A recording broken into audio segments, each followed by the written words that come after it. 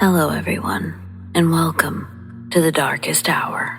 I'm your host, Amanda Jane. There are places where reality feels thin, where people sense a presence, hear a voice, or glimpse a shadow that shouldn't be there. Could it simply be imagination? Or is it possible that something more elusive brushes against our world? Something we aren't meant to understand. These stories are from those who have encountered the unexplainable, objects that seem to appear on their own, voices both familiar and unknown, figures lurking in the dark. But why do only certain people witness these phenomena? Could it be the land itself, steeped in legend and history, that draws them out? As we step into these accounts, ask yourself, could you trust what you saw, even if it defied your own logic? Would it make you question everything you know? It's definitely something to think about. So, let's get started, shall we?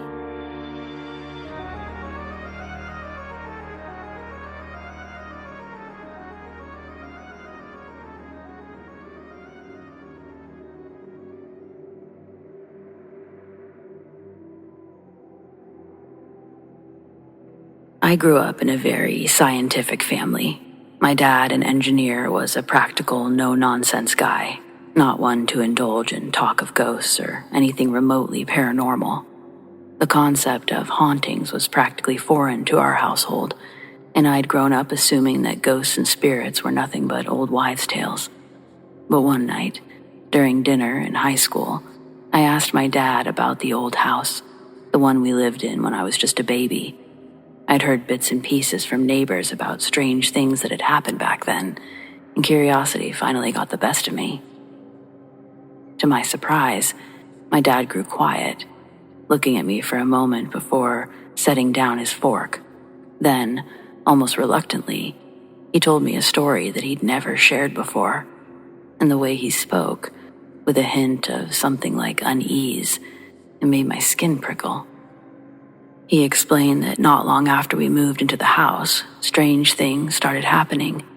It was a typical suburban home, nothing remarkable, and we'd been there about a week when the first gift appeared. One morning, a Friday, I came downstairs and I found a small, handcrafted wooden figure sitting on the mantel of our fireplace. My dad said, his voice steady but his eyes distant, like he was seeing it all again. I thought your mom had put it there, maybe something from a yard sale that she hadn't told me about, but when I asked her, she was just as surprised as I was. And that was only the beginning. Every Friday morning, like clockwork, a new handmade item would appear on the mantel. There was no sign of forced entry, no windows left open, and only my dad and my mom had keys to the house. The gifts ranged from small carved animals to intricate old-fashioned toys. Each item looked like it was crafted with meticulous care, the wood smoothed and polished, tiny details etched into the surface. My dad, trying to remain calm and rational, contacted the police after a few weeks, thinking maybe a previous tenant had kept a key and was playing some sort of prank. The local police agreed to keep close watch, especially on Thursday nights. My dad replaced the locks. But the police, they never saw a single person approach the house, and yet every Friday morning, without fail, a new item would appear. It was unsettling, my dad admitted, his voice barely above a whisper. I couldn't figure it out, and the fact that there was no explanation, it started getting to me. As the weeks turned into months, the gifts continued, and the situation began to take a toll on my parents. My dad, a logical man, was growing tense and short-tempered, feeling helpless in the face of something that he really didn't understand. Eventually, in a last-ditch effort, he went to our local church. He actually asked a priest to bless our home, despite my parents not being religious. It wasn't something he believed in, he told me again, but desperation drove him there. After the priest blessed the house, the gifts stopped. My dad seemed relieved, telling me this, almost as though he'd finally come to terms with whatever had happened. He didn't exactly say it was a ghost, and in his telling, he didn't seem to want to dwell on that possibility. But his face was tense, his fingers drumming on the table, and the silence between us was thick. One detail, though, lingered long after the story ended. There was one particular gift that my dad had mentioned that we kept. It was a small wooden sled with a carefully painted scene on it. The picture showed a man pulling 2 children on the sled. One child looked remarkably like me, and the other like my younger sister, who hadn't even been born yet when we lived in that house. And the man, with the square jaw and serious expression, looked strikingly like my dad. I remember staring at him, waiting for him to explain that part, but he didn't. We found that one, maybe a month before your sister was born, and 6 months before your mother got sick. Then he looked down, clearing his throat, and changed the subject. The rest of dinner was quiet, the atmosphere a little awkward, but I didn't press him further. The look on his face told me that he'd already said more than he wanted to. Years later, I asked him about the story, curious if he'd elaborate, but he denied ever telling me. He looked genuinely confused, brushing it off as if I was mistaken. When I pressed him, saying, "I remember every word," he grew tense, insisting I must have misunderstood. "I don't know what you're talking about," he said firmly, his eyes darkening in a way that I'd never really seen before. It's been a long time since that conversation, but I've never forgotten it. I still think about that sled sometimes, that small, intricate painting that somehow showed a family moment from years before it would ever happen. I've even tried to find it among our family's things, but it's nowhere to be found. My dad refuses to talk about it. And my sister, she doesn't really remember this weird little decoration, as she was so young. I don't know if I'll ever get any real answers, or that my dad ever had them to begin with. But I'd be lying if I said I didn't check my own mantle for something small and wooden. So far, nothing.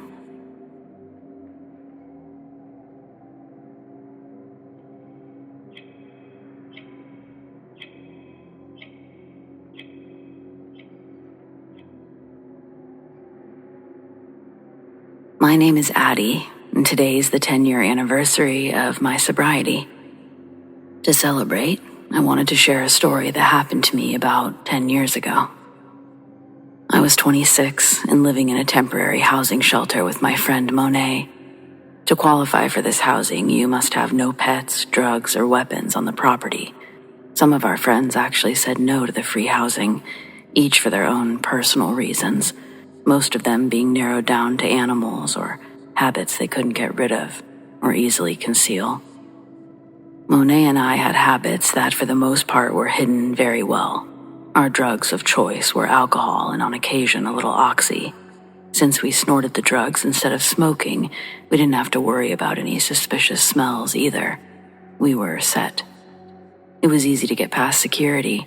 Most of the bums working there didn't really care enough to check us, or they felt some kind of way about frisking a woman's body. There was your occasional alpha security guard, usually an older asshole looking to exert his authority. We knew to spot them out, and we would either return clean or wait until their shift ended, which was a bitch most of the time because our plugs didn't like to be out and about in the daylight hours.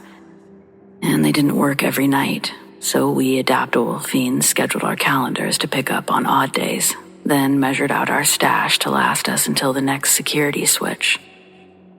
The night this happened, it was one of those typical nights. Our plug was the same as always. He hooked us up and we got back to our tiny home, drew all the curtains down real low and salivated over the paper bag holding our belongings.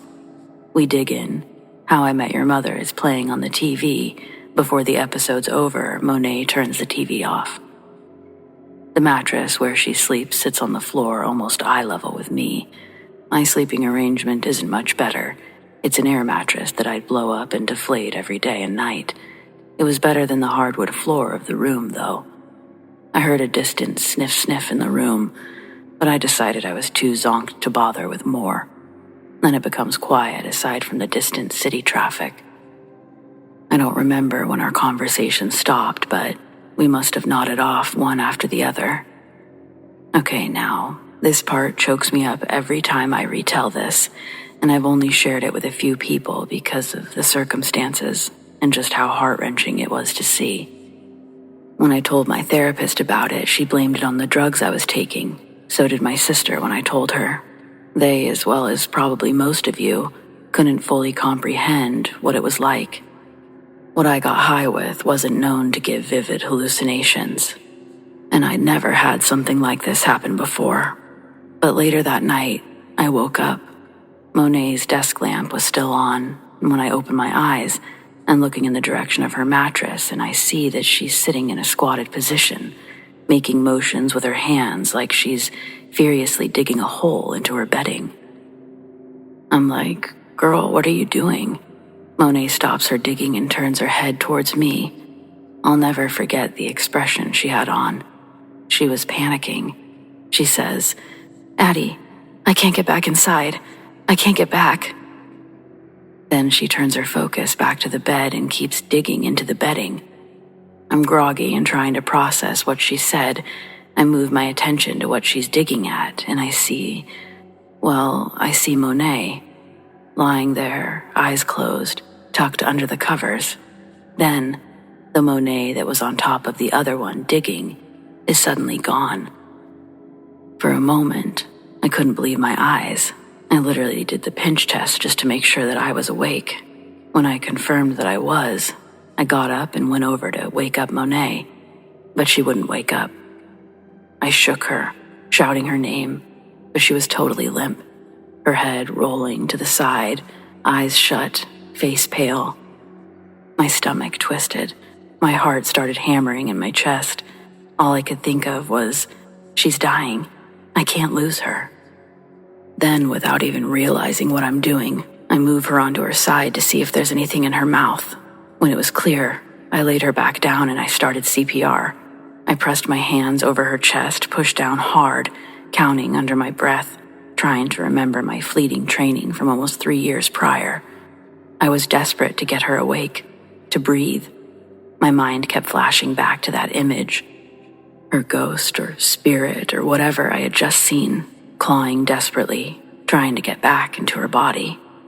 "Come on, Monet," I kept whispering. "Come on, you're still here. You're not leaving me." I stopped compressions for only a moment as I fumbled for my phone with one hand and dialed 911. I set the phone down to continue compressions.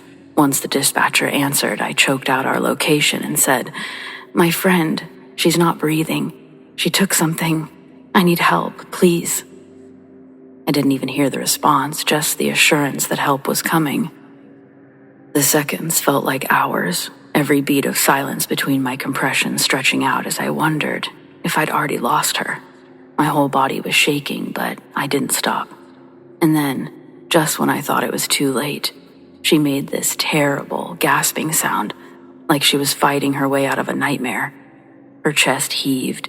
She took a shuddering breath, eyelids fluttering as she struggled to open them, relief crashing over me as I crumbled next to her, my vision blurry from the tears. Paramedics arrived a few minutes later. They loaded her onto a stretcher, asking me questions, but all I could do was nod, dazed, and follow them to the ambulance, my mind replaying everything I'd just seen. I didn't say a word about her spirit. Part of me didn't want to believe all of which I'd just seen. The next few days were a blur.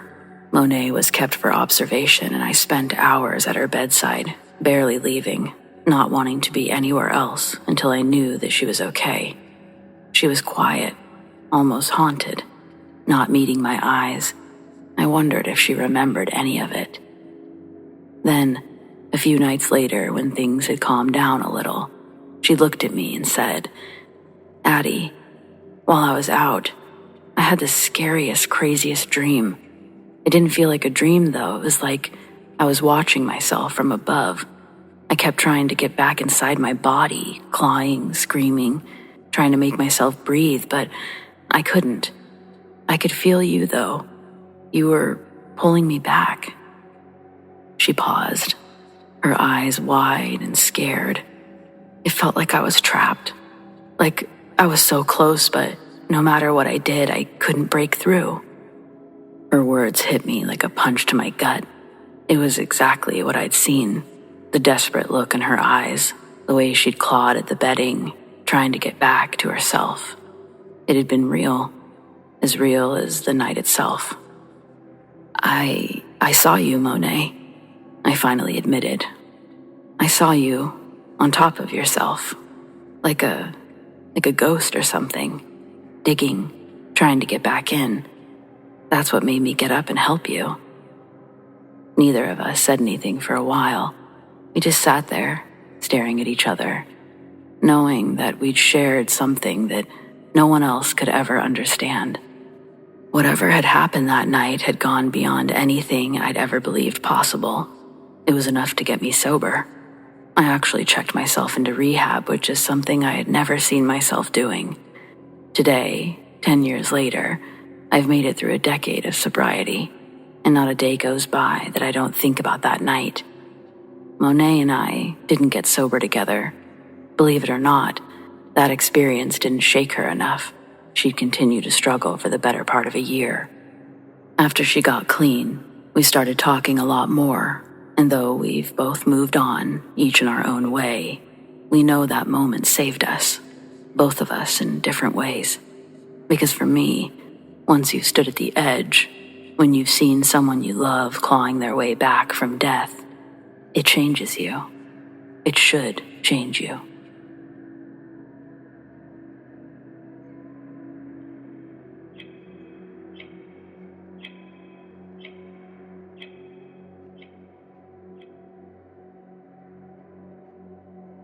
My parents are homesteaders, so we live a pretty off-the-grid existence. Behind our house is a giant 60 by 60 two-story garage for all of our farming equipment. The upstairs ended up being a clubhouse for my brother and I, so that's where we would spend most of our free time.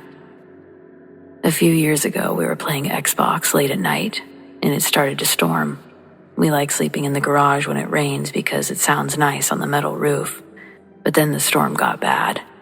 The wind was blowing really hard, and the thunder shook the rafters.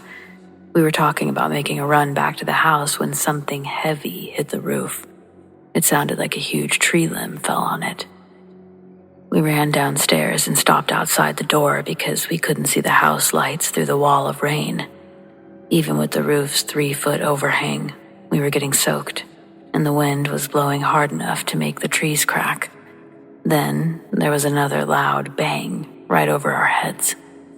We looked up as the flash of lightning struck, and we saw 2 giant monster hands grasping at the edge of the overhang. The fingers were much longer than humans, and its claws or nails, they were just as long. Both of my brothers and I saw them, and when we screamed, the thing's face appeared over the edge just as the sky went dark again. From what I could see, it had a snarling, wolf-shaped face, covered in hair or fur. I couldn't tell if it was brown or gray, but it was a dark color for sure. My brothers and I screamed even louder, took off running towards the house. They quickly outran me and disappeared into the night. Then I really started to panic. My foot went into a hole, and I fell as another flash of lightning struck. I looked back while trying to get up, and I saw that this monster was on the ground, right where we had been moments before. It was standing on 2 legs, looking at me. Everything went dark again as it started coming towards me, and I still couldn't move. I laid flat and covered my head because it's the only thing my body would do. I could hear heavy footsteps running towards me, and I truly believed I was going to die. They were only a few feet away when a loud gunshot sounded behind me, and the footsteps stopped. There was a second shot, and the footsteps began running in the opposite direction. Still, I couldn't move until a pair of hands were trying to pick me up. I screamed and flailed until I heard my dad's voice. When I opened my eyes, he was standing over me, and I jumped into his arms. My brothers were with him. One held the shotgun while the other had a spotlight. We didn't stay to look for whatever that thing was. We just ran back inside and locked the doors. Dad saw a figure running at me, but couldn't make out its features. He thinks it was just a man, one that we mistook for a monster in the dark storm, so he called the police. But my brothers and I, we know what we saw. When the cops came, we tried to tell the truth, but they didn't believe us any more than our parents.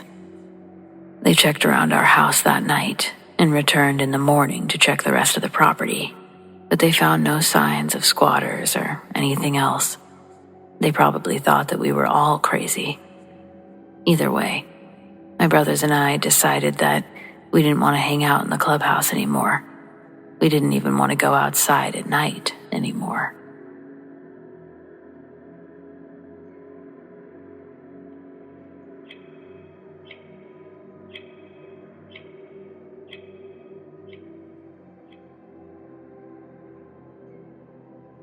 There's a short answer for everything, and to answer this as straightforward as I can, yes, I personally believe that areas of the Nez Perce Reservation are alive with paranormal activity.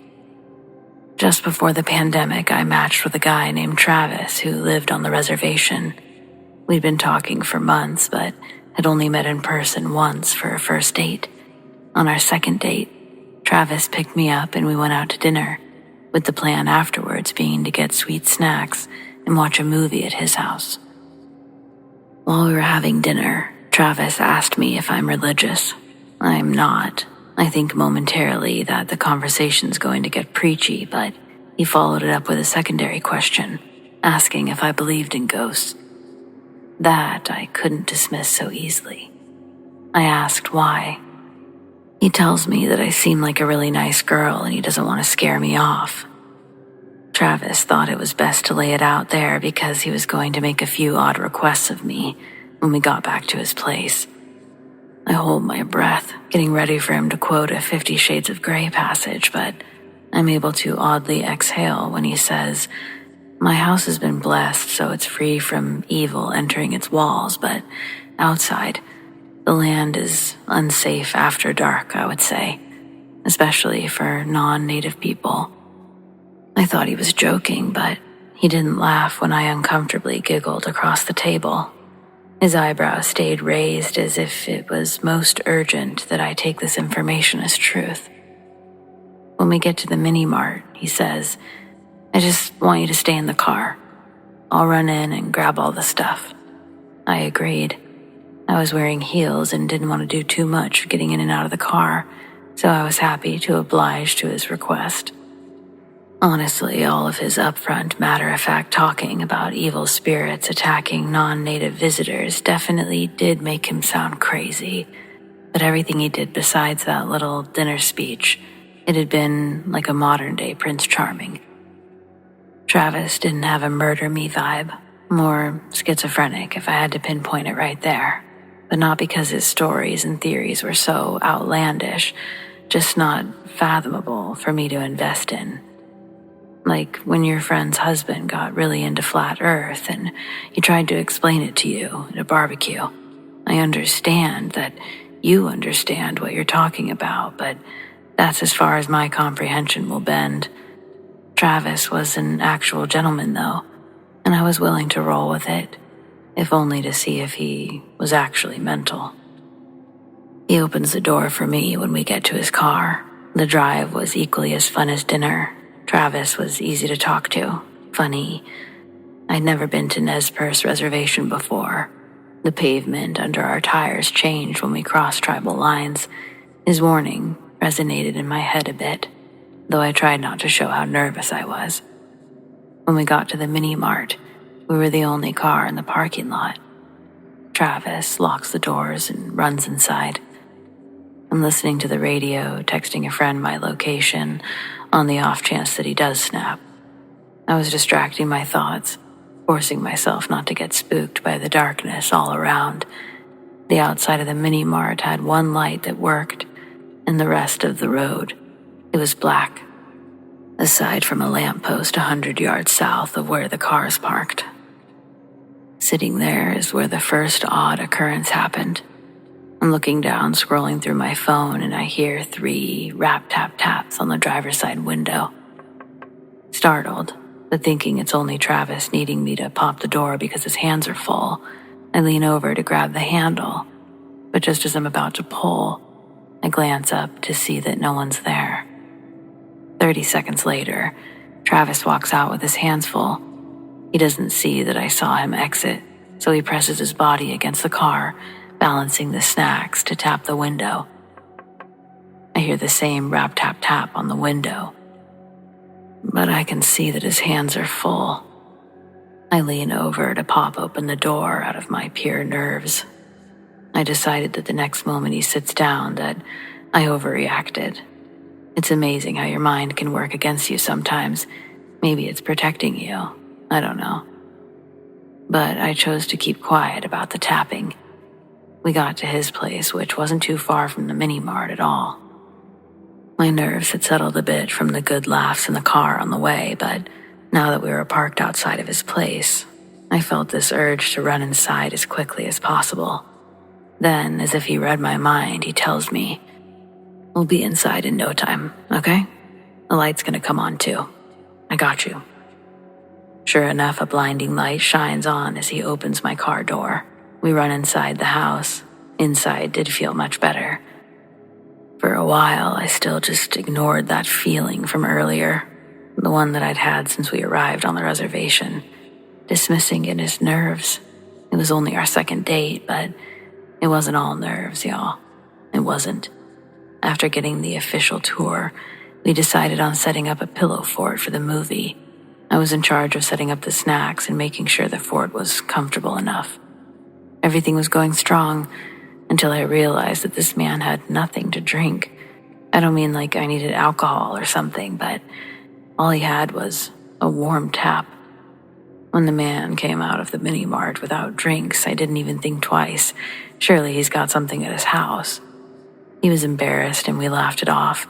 Oversight on his part, but he was going to make it right. He tells me to stay put, hang out with the cats, and he'll be right back with 2 Dr. Peppers. Honestly, originally I was more upset at the thought of having to leave this lovely sanctuary of pillows, sweets, and cats for whatever was out there, so this new plan was actually okay with me. And then he left, and suddenly I realized I was alone, in a place I didn't know, and all I could think about was that feeling. I guess it's the feeling of being watched, though I'd liken it more to being preyed upon. Eventually, the motion-detected lights shut off. The darker room feeds my paranoia more, so I start flipping on all the lights that he showed me earlier. Surely he'd understand. Finally, I sat down with the cats, and then I heard it. A round of rap-tap-taps on the living room window. It was too soon for Travis to be back. No way. Obviously, I was making myself crazy, so I decided to browse Netflix. We already knew what we were going to watch, but I just wanted noise. I was letting random previews play as I caught in my peripheral a shadow running across the backyard. I turn instantly, but it's just passing out of sight. It was about the height of a tall woman or average height man. Then, rap-tap-taps in the opposite direction, much louder. I couldn't even bring myself to look out that window. But someone had to be out there. If I had have kept the lights off, maybe I wouldn't be this sitting duck, but what can you do? No motion sensor light, so it wasn't Travis. But how is it that whoever was out there didn't trigger it? I was never so desperate for someone to return to their own house. Please, just get here, I kept thinking. Please. Sitting there with his cats, I realized the door isn't locked. I can't in good conscience leave this door unlocked and not lose my mind. In a split second, I decide to jump up and run to the door. I locked it, and as I ran back, I saw something in the backyard again, standing still just for a moment. But as it disappeared, it was as though it was smoke, just dissipating into nothing. Then, the loudest rap-tap-taps yet, radiating off of multiple windows in the house. I watched both cats run in multiple directions, and without any control, I let out a scream that technically I'm proud of, but I didn't know I had it in me. And then I just sorta went to the floor, started scooting backwards until I met a wall and finally a corner. Eventually, the cat stopped running around, so I assumed safety. After a few seconds, I decided to emerge from the corner that I was inhabiting because suddenly it felt silly to be there. I stood up, and I remember thinking that I couldn't believe what had just happened. I thought about everything Travis had said and decided that I needed to believe that I was going to be perfectly fine inside that house. So, I turned off all the lights again because I didn't want whatever was outside to have any sort of advantage looking in there. And then I sat where I originally sat, just waiting for Travis. There's a row of small windows along a section of the living room wall. They were high enough off the ground that they couldn't be reached by someone standing outside without a ladder. It was clear they served as a sort of skylight of sorts, just high enough to let in the light. I was staring out these small windows. It was so dark outside that the night sky was clear and full of stars, until suddenly the view was interrupted by something. The window, it was engulfed in black. I could hear that familiar but much quieter rap-tap-tap on the window. I froze the moment I saw eyes. I shot up at the sound. Once I was standing, I wasn't sure if I was ever going to be able to move again. Whatever was there was gone almost the moment I saw it. It just didn't make any sense. And then I saw headlights, thanking my lucky fucking stars that that man returned when he did. The motion-censored lights turned on, and I knew that he'd be inside any moment. I went to unlock the door just as he tried the handle, and I guess I didn't hide my current state too well because he instantly asked, "Oh shit, what happened?" He was asking if I was all right, and I was. I mean, physically, right, but what the fuck? I started from the top. He was attentive the whole time I spoke. It didn't make me feel crazy. And then it kind of clicked that, oh yeah, I bet he felt a little cracked asking me the ghost stuff, telling me all that spooky stuff. Well, I wasn't much of a believer in anything before I met Travis, not really. But I couldn't deny the entire experience. There was too much there to be a coincidence. I was less scared talking about it while having someone there with me. Whatever target was on my back seemed to subside when he came home. We for sure never watched a movie that night. I basically made Travis tell me a bunch of his stories, his own experience, but also the experiences of anyone else. He told me that the shadow and the eyes that I saw, they likely weren't anything evil. He said it was good. Particular and misunderstood, but evil, he didn't think so. He told me the story of why his house was blessed to begin with, but I'll have to save that for another time, mainly because it doesn't involve me, so I'd rather ask him before I share it here. We're still dating over 3 years later and literally live together, so stay tuned.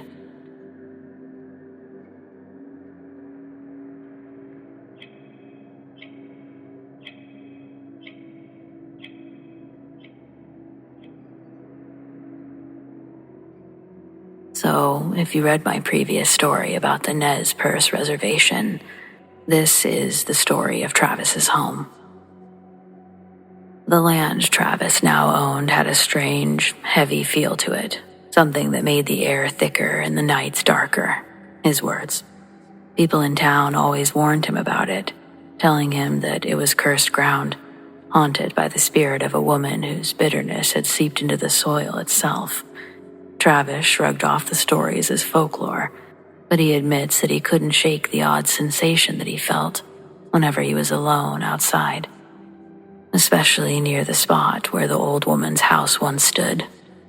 The story, as he'd heard it, was that years ago the Nez Perce tribe had leased out portions of the reservation land to local farmers. Most of the land transitioned quietly, but there was one holdout, a widow well into her 70s, who refused to leave her small house on the plot of land that she tended to her whole life. She clung to that ground with conviction, the kind that people found unsettling. They said that she would talk to the land itself, whispering to it at night, calling it her only family. Rumor had it that she was speaking to a dead husband, one whose spirit was still there, watching over her. Eventually, her refusal to leave became more problematic. The land had been promised to farmers, and with the town pushing for her relocation, the tribal leaders reluctantly arranged for her to be moved to a nursing facility where she would be cared for. As they escorted her from the property, she stood outside her home one last time. She cursed the land that she was leaving behind. She vowed that no one who touched the soil would find peace. She deemed this the area surrounding her home as well. It wasn't until she'd been settled in the nursing home that staff there learned some unsettling truth. The woman had never once spoken of any family members in her care interviews, but records later revealed that she'd had a husband, and she'd buried him herself in their backyard over 30 years prior. No one knew how or why the authorities had overlooked this detail, but it was undeniable. These remains were likely what kept pulling her to stay, to not want to leave. The strangest part was the timing. Shortly after her curse, things started happening on that land. Crops planted there would wither inexplicably. Machinery would malfunction. Even the soil itself seemed to shift, making it difficult for anything to grow. Farmers who worked the land reported strange, distorted shadows at dusk, drifting lower over the field. Some claimed that they heard a woman whispering. When Travis bought his house, people warned him not to build anything on the eastern side of the property, which is where her house had stood. He laughed it off, though. Superstitions didn't exactly scare him. He'd been raised to be practical, believe in what he could see and touch. But as he started to clear that part of the land for his garden, he uncovered a peculiar-looking stone in the dirt, etched with strange, weathered symbols. It looked old and gave him pause, and it was something he couldn't shake. That night, Travis couldn't sleep. Shadows seemed to be looming closer in the corners of his room, or just outside, and a low hum filled the air, like a distant chant. As he drifted in and out of restless sleep, he dreamed of her, the woman from the stories, standing at the edge of his bed, staring down at him with hollow, accusing eyes. Her face was pale, expressionless, and then she was angry. Her lips moved, mouthing words that he couldn't hear. The following night, Travis heard something outside his window, a faint, faraway scratching sound. He looked out to see a dark figure, half transparent, moving slowly over the ground where he dug. The figure seemed to dissolve and reform, like smoke caught in a whirlwind. Its shape was vaguely resembling a man, and behind it, he saw her again, her face twisted with rage. Travis remembered the stories he considered old legends. In the afterlife, there's a tribunal, a gathering of spirits who review each other's souls' actions, a reckoning before any soul can move on. Some face their wrongdoings, seeking peace or redemption, but others, those who cannot bear the weight of their sins or simply refuse to leave the world behind, remain trapped, tethered to the physical world. They walk the land, unable to leave, haunting the places where their lives unraveled. Travis abandoned his gardening plans soon after, deciding instead to leave the area that sits east of the house alone. He felt that that's what the woman was telling him. That's what everyone else seemed to be telling him. Was it really so wise to press one's luck, he thought. The space remains maintained but otherwise left alone. Travis feels that there are two spirits there, and I tend to agree. A husband and a wife, both attached to that land for better or for worse, likely both vowing at one point to never leave that place. Of course, he doesn't and didn't really know, and that's why he chose to have his house blessed, understanding that if there is something evil, something unwanted there, he should take precautions. You can never be too careful when dealing with the unknown. I guess for what it's worth, I was terrified the first time I experienced something there, but ultimately, I've always felt really safe inside this home. I don't know what all goes into a blessing, but it would appear that there's nothing trying to harm anyone inside this house. I mean, there is something there. It just seems to prefer the outdoors.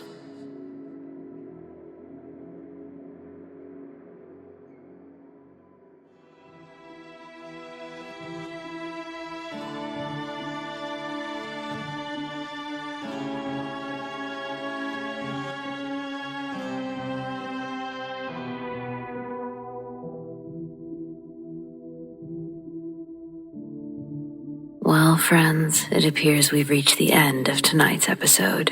Thanks for joining me, whether it's your first time or you're a regular. Your support means the world over here.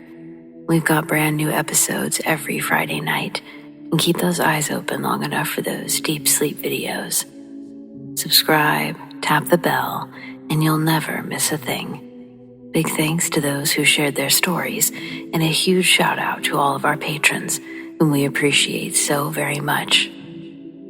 Tracy S, Mary H, Tamara K, Monica L, ZoeWatt, Chelle B, Donald C, The Dark Cosmos, Marion T, Rat Girl, Alisha S, Erin G, Nikki H, Mr. Revenant, Naz K, Brendon G, Paul T, Nicholas C, Lissane, Arlene F, Adrienne, TF Parham, and the Darkest Hour's newest patron, TANYA F.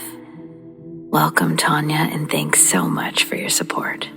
If you want to support the Darkest Hour in other ways, consider joining our Patreon. Check out patreon.com/thedarkesthour or click the link in the description to learn more.